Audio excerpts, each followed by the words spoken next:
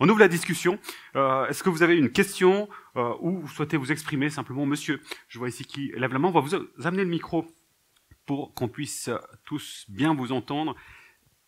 Et c'est à vous, monsieur. Je vous en prie. Oui, je ne sais pas si c'est une question prioritaire, mais pour moi, elle me tient à cœur parce qu'on a beaucoup raconté de choses. Et en particulier, depuis 20 ans pratiquement, on nous dit « s'il nous arrive quelque chose, l'OTAN nous défendra ». Or, l'OTAN a beaucoup évolué à bien des égards. On y croyait. Ça, c'est une des possibilités. Puis ensuite, on a bien vu aussi que les pays voisins, à des moments donnés, ont eu aussi des problèmes budgétaires qui font qu'ils y pensaient moins. Il y a une dizaine d'années, dans une conférence tenue par un illustre conférencier ce soir, qui nous présentait qu'il y avait 14 fronts stratégiques de guerre possibles pour l'OTAN. Et à ce moment-là, les bilans armatifs permettaient de dire on peut en tenir 1, 2, peut-être 3, mais en tout cas pas 14. Et puis aujourd'hui, quand on voit qu'à l'intérieur de l'OTAN, ils se tirent les uns sur les autres, alors où en est-on?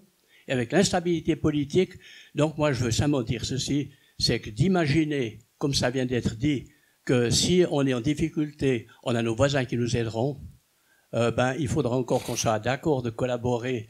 Il faudra qu'on ait des moyens cohérents pour pouvoir collaborer avec eux s'il le faut, et il faut qu'ils aient envie de collaborer avec nous. Merci beaucoup, monsieur. Alors, je ne crois pas avoir entendu dire qu'on comptait sur les voisins, en tout cas dans le cadre du débat. Ça a été dit? Pardon. Oui, à l'instant, le parapluie. Autant pour moi, effectivement. Alors, du coup, Brigitte Crottard, sur cet élément. Du coup, déjà peut-être aussi des chiffres, 260 milliards de francs de l'OTAN européenne, 700 milliards de francs des États-Unis pour donc un budget de 960 milliards d'armement pour faire face à une éventuelle attaque russe, dont le budget est de 63 milliards. C'est toujours la Russie quand même qui fait peur à tout le monde, et les zones d'insécurité sont toujours dans les frontières avec la Russie, dans des pays qui ont quitté le bloc soviétique et qui donc ont des conflits souvent de civilisations, d'ethnies différentes, de religions différentes.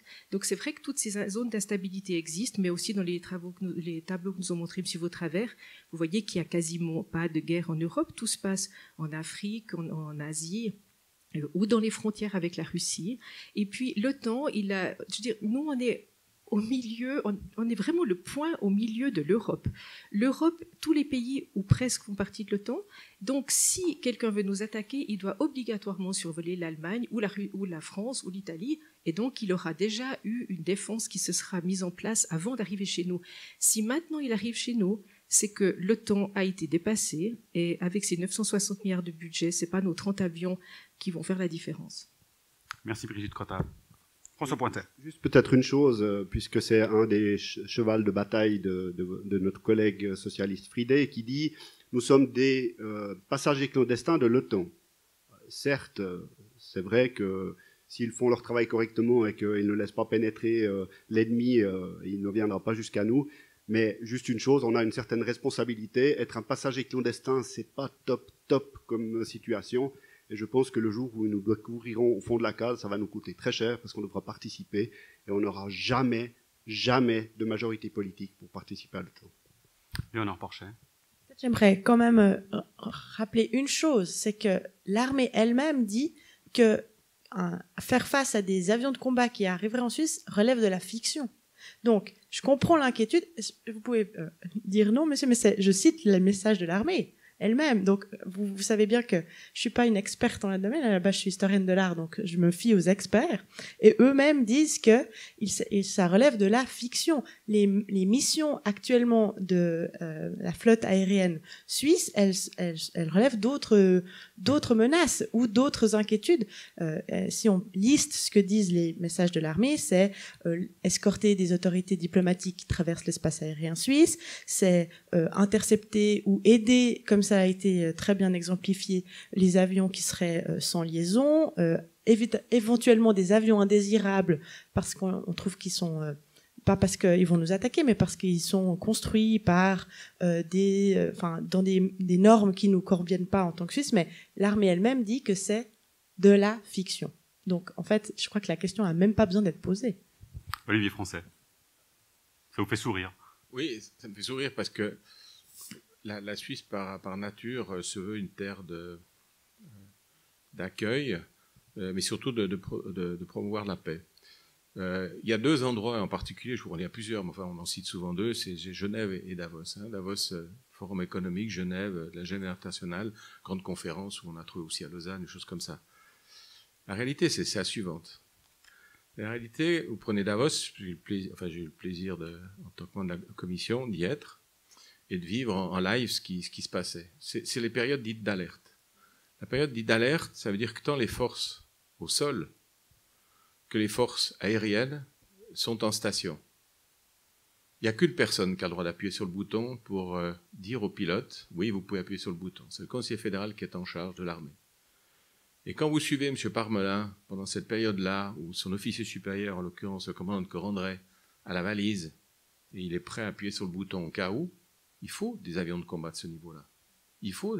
Donc cette notion de menace qu'on dit qu'il ne va pas exister, j'espère qu'elle n'existera pas.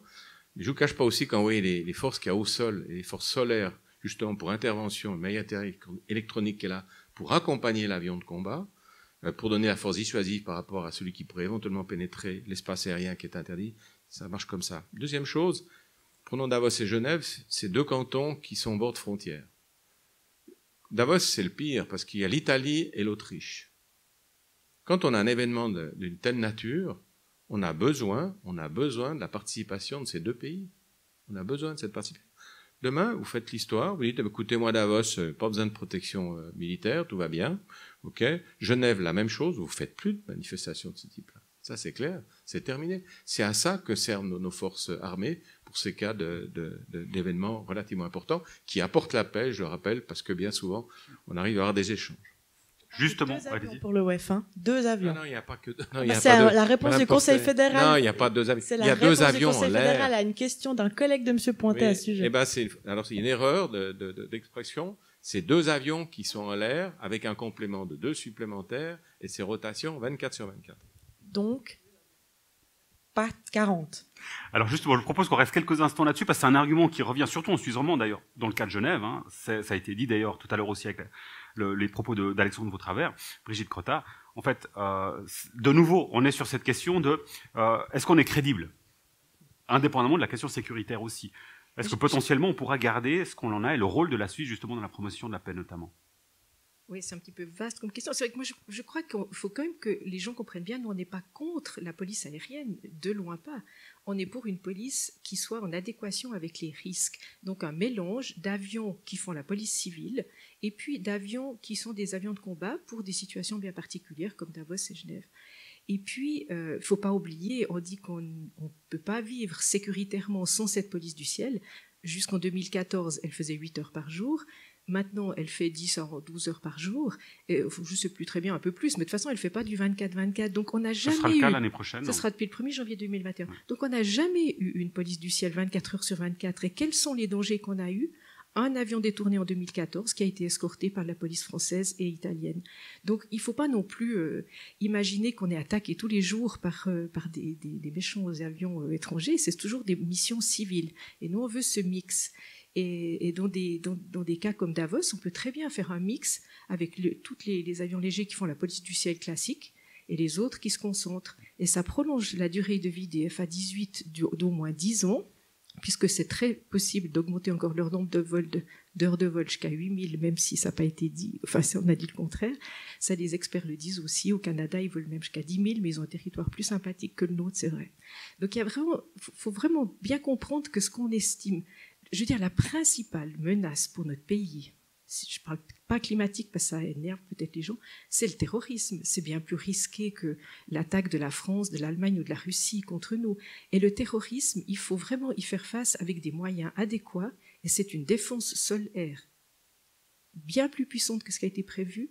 C'est des radars exceptionnels qu'on n'a pas non plus en ce moment, et c'est un centre de commandement et de collaboration avec nos voisins, le service de renseignement, pour savoir quelles sont les menaces terroristes.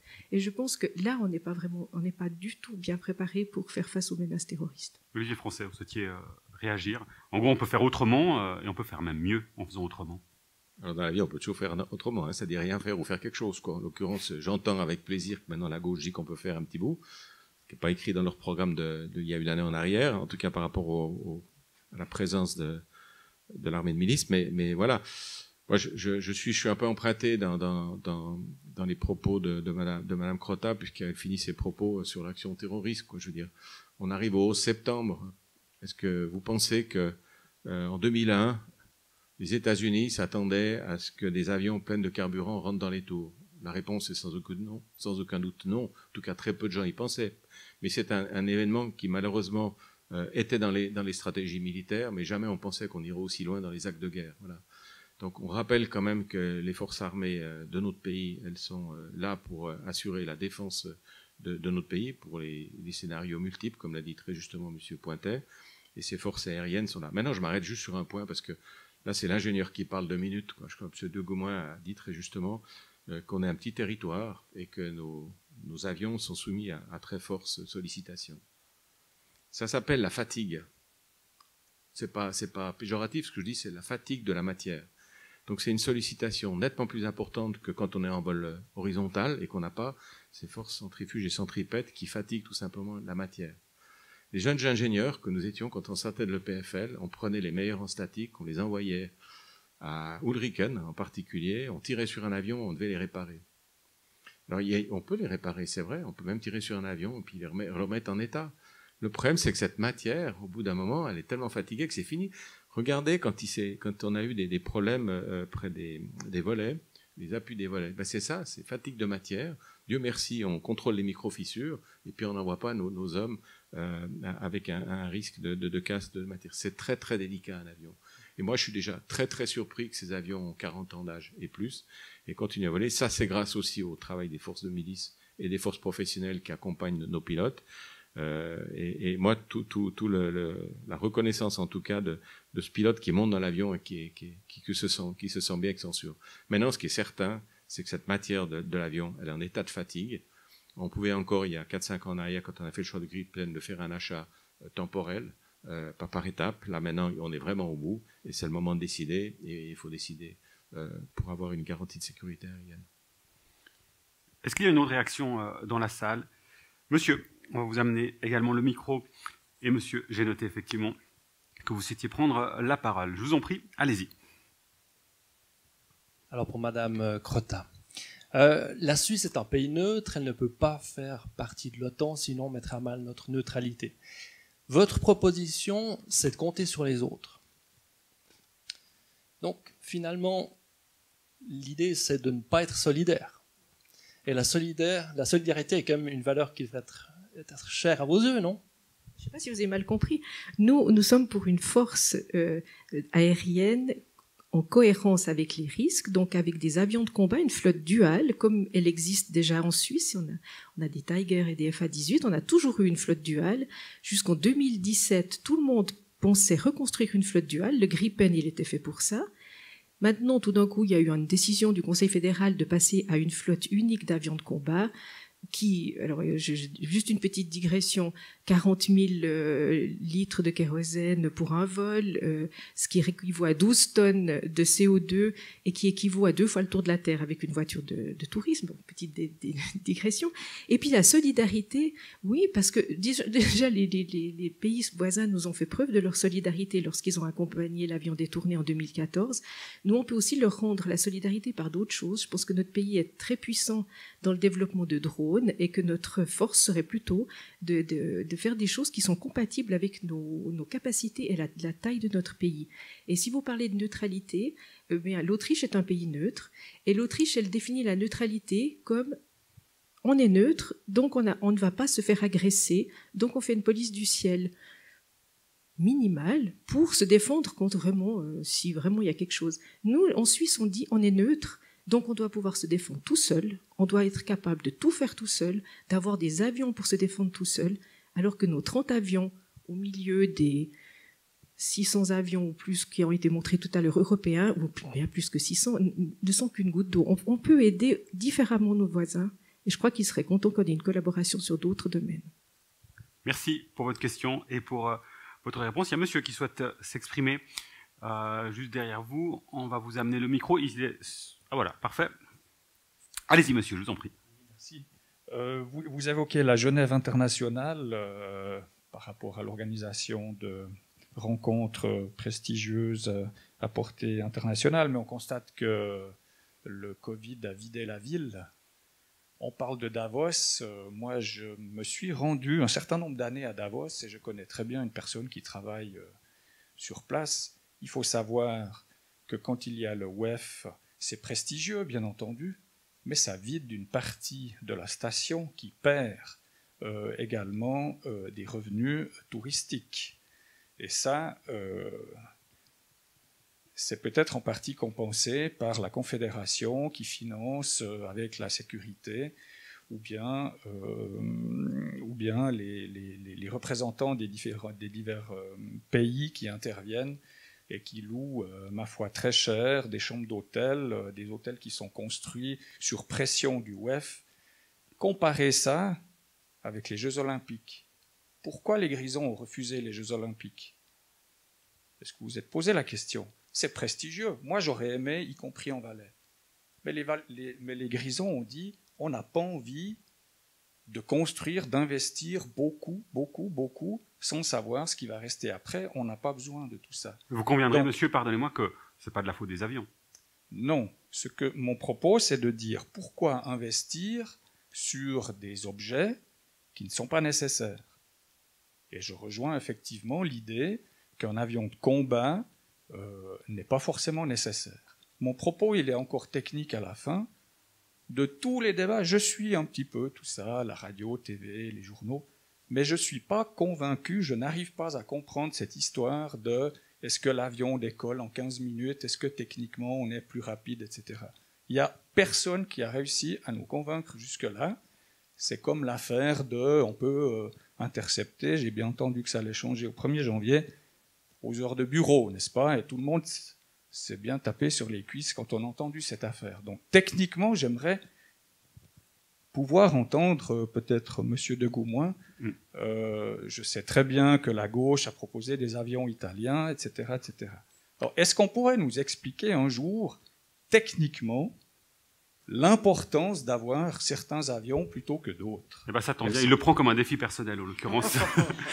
Allez-y, Pierre de Gaumont. Merci beaucoup. Si jamais j'ai répondu exactement à cette question par un post sur Facebook, si vous voulez les éléments les plus précis, parce que ce 15 minutes de chauffe de réacteur, c'est une légende urbaine, ça me blesse parce que c'est absolument techniquement ridicule, et puis c'est important de pouvoir y répondre devant vous aujourd'hui. Un réacteur d'avion, c'est pas comme un moteur de voiture. Dès le moment où il a démarré, dans les secondes qui suivent le démarrage, s'il fait vraiment très froid, peut-être une dizaine de secondes après, est capable de délivrer la pleine puissance du moteur. Donc, chauffer un réacteur pendant 15 minutes, c'est faux. C'est une fausse appréciation, peut-être une mécompréhension de la situation.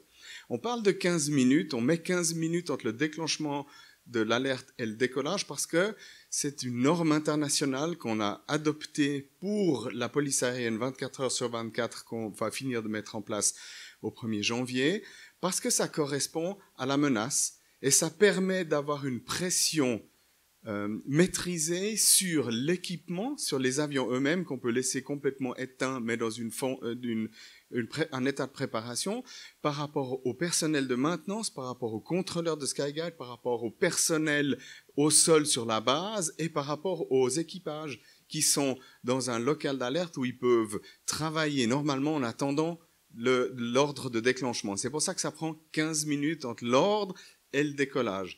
Techniquement, le FA-18 a été certifié pour décoller de sa position éteinte, en tout cas réacteur éteint, en moins de 3 minutes. Ça a été démontré, et sur ce même post, j'ai mis une vidéo qui date de 2015 de Stabante, où on a fait la démonstration du décollage en 3 minutes.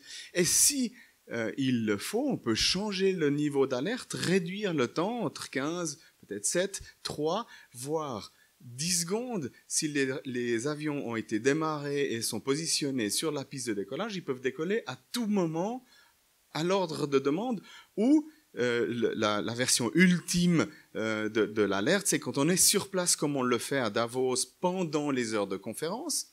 Pendant les heures de conférence, on tourne au-dessus de la station parce qu'on estime que la menace peut être imminente, et en plus, notre fonction annexe, c'est avec nos radars d'illuminer les vallées aux alentours de Davos, parce que les radars fixes ont de la peine à voir à travers le granit.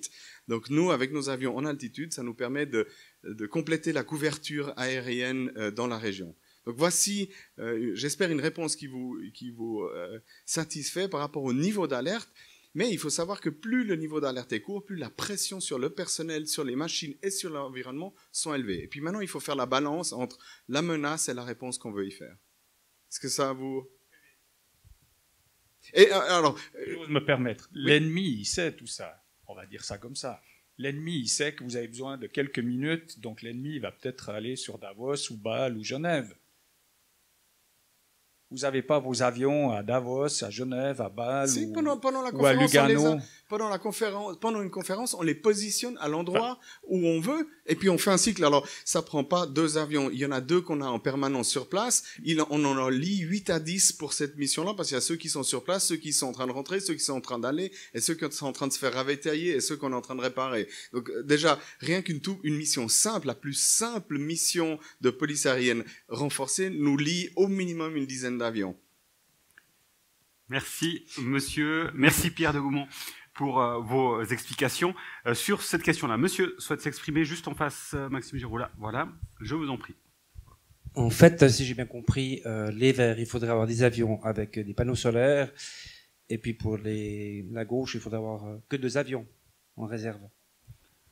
Alors c'est ce que vous avez compris, mais a priori, Brigitte Crotin nous dit non. J'insiste, on veut une flotte complète avec 20, 30 avions légers, plus les FA-18 qui sont encore en service, il en reste encore 30.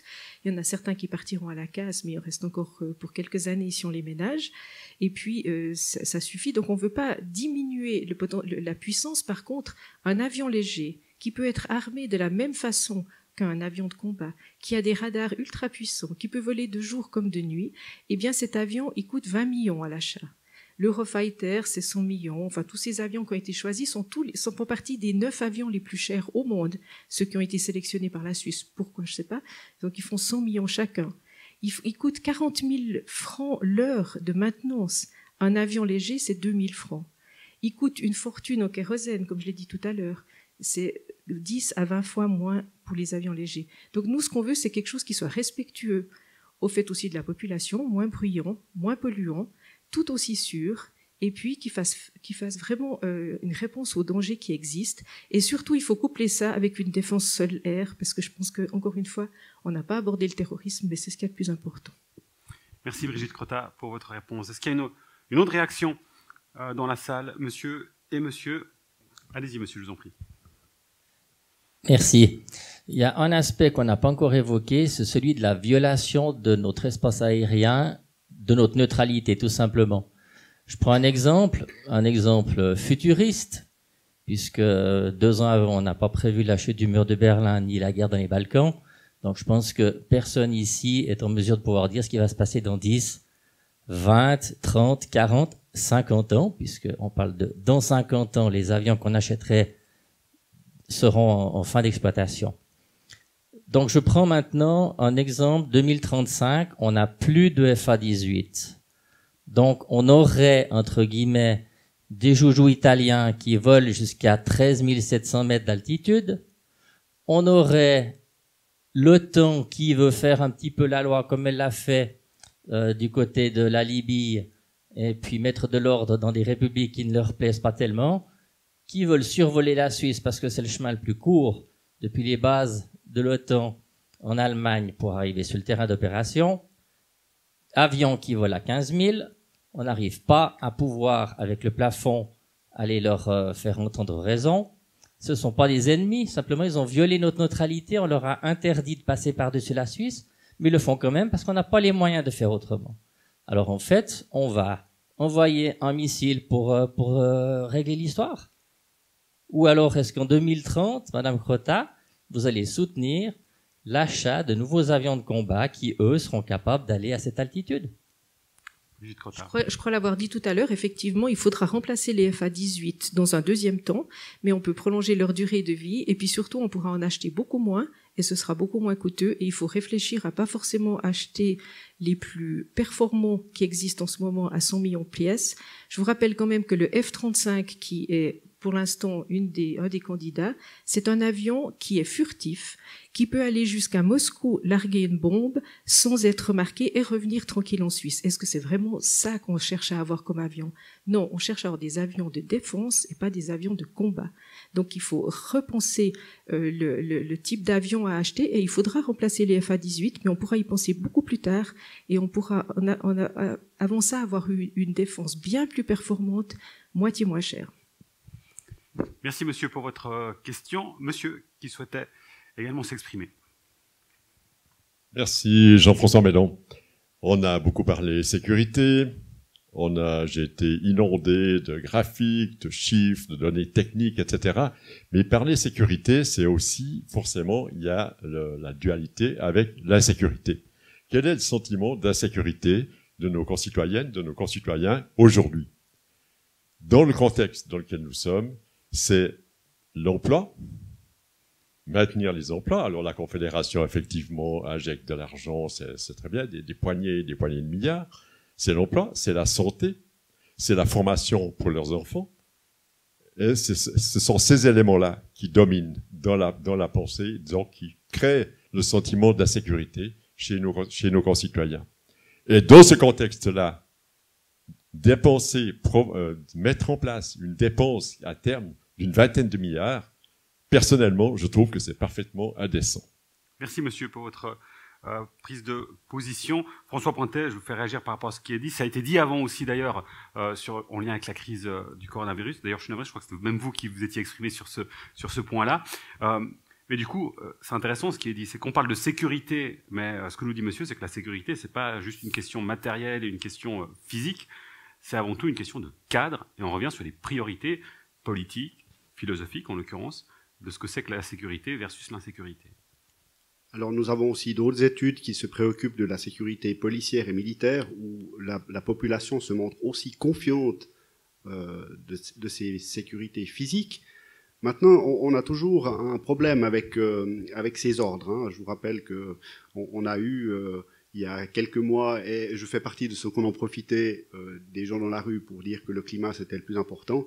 Il n'y avait pas le climat dans votre liste. On voit que c'est en train de redescendre à cause de Covid, ça me gêne beaucoup. Maintenant, il faut voir, c'est de l'arbitrage. Et comme je l'ai dit avant, on est en train de discuter de ce qui va se passer dans 30, 60 ans. On peut avoir des tas de problèmes. Il y a des mouvements géopolitiques et des gens qui montrent leur biscotto en ce moment. On ne sait pas de quel côté ça va tourner. On pourrait se retrouver dans un monde bipolaire assez tendu où on risquerait d'être pris en otage. C'est mon avis. C'est un risque qu'on doit couvrir. Pour les priorités, on doit régler chaque priorité et faire de l'arbitrage. Merci. François Pointet, est-ce qu'il y a une autre réaction dans la salle avant de clore ce débat? Il y en a deux. On va prendre les deux derniers, madame, et ensuite monsieur.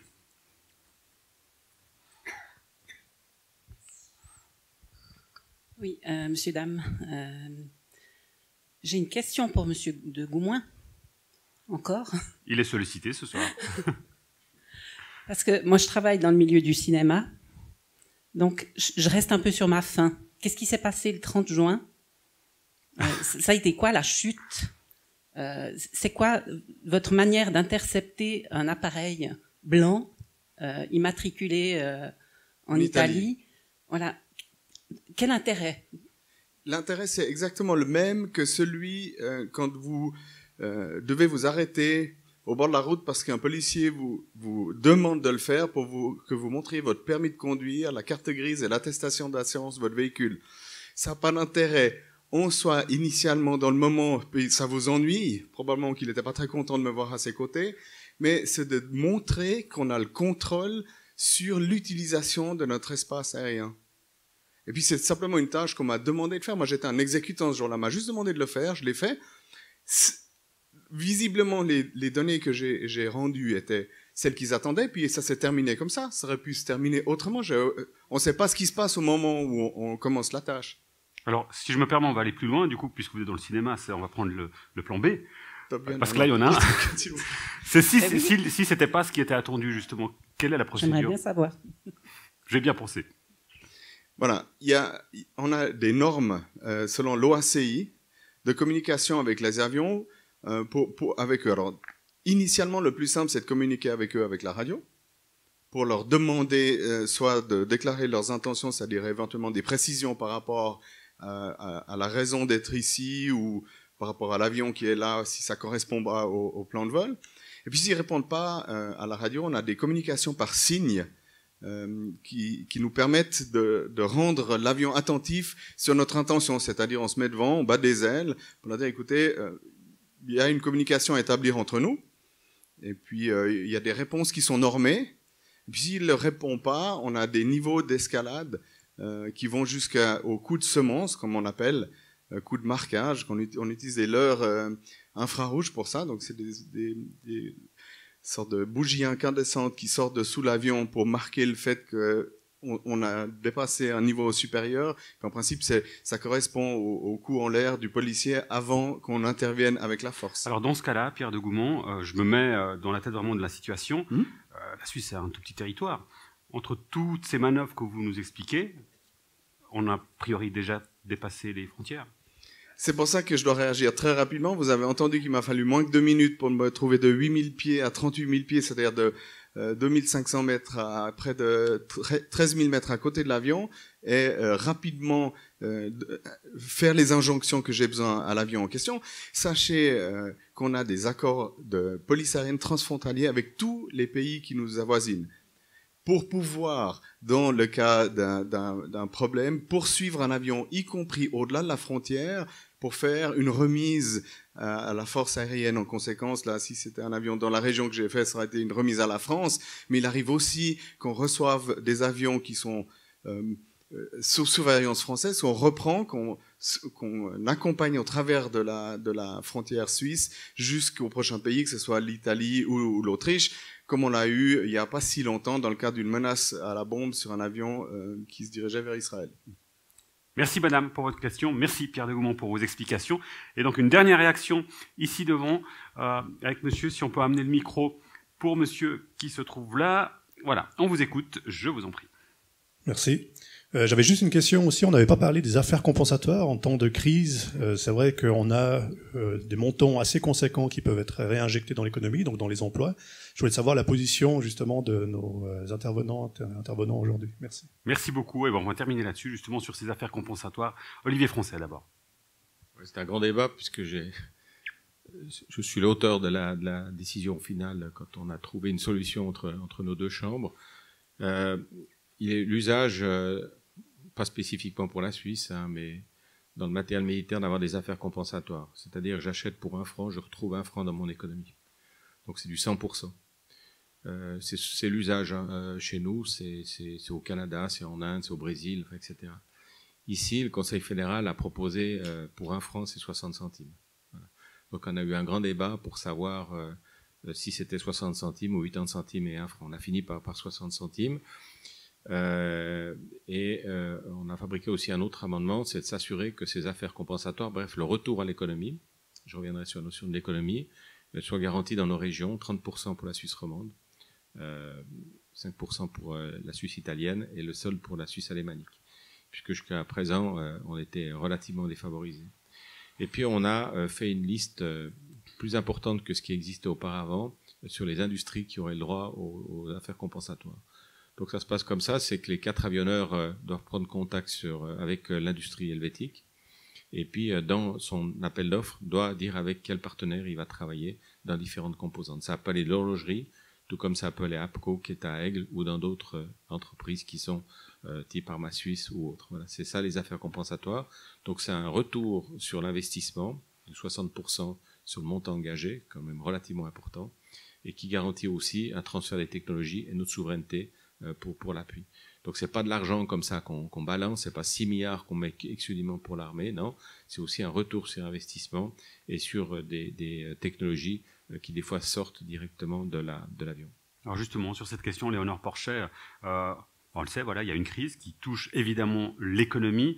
En plus, ça aura une incidence directe. Alors ça a été cité du côté d'Aigle, mais du côté de Payerne, évidemment aussi au niveau des affaires compensatoires. En tant que représentant du canton nouveau au Parlement, ça doit quand même être un élément qui vous importe. Je dirais même en tant que verte, parce qu'évidemment que nous, on veut relocaliser et réindustrialiser la Suisse. Alors vous allez voter oui. Donc c'est sûr que c'est des arguments qui nous touchent, et c'est sûr aussi que c'était important, la négociation qui a été menée aux États était importante pour la Romandie, parce que quitte à ce qu'il y ait des affaires compensatoires, autant que ce ne soit pas toujours les Uriquois qui en profitent. Mais... ça, c'est évidemment la première partie.